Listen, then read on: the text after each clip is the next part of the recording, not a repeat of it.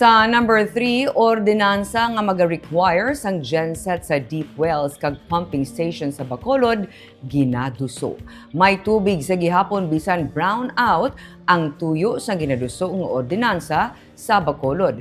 Sa tuyo nga hindi madulang supply sang tubig kun mag-brownout, isa ka public hearing ang ginpatigayon sa sangguniang panlungsod kahapon angot sa proposed ordinance nga maga-require sa water distributor sa Bacolod pareho sang Basiwa Prime Water nga magbutang sang generator set sa tanan nila nga deep wells kag pumping stations. Suno kay Councilor Cesar Distrito, kung maaprubahan ang proposed ordinance sa sulod sa 60 ka adlaw, dapat magbutang ang water distributor sang genset sa ila deep wells kag pumping stations nga dapat mangin operational sa sulod sang 6 ka bulan. May multa nga 5,000 pesos sa kada adlaw ang water distributor kung hindi ini matungan. Sa karon masami nagareklamo ang mga konsumidor nga kung wala sang kuryente, wala man sa supply sang tubig nga tuman ka budlay para sa mga pumuluyo.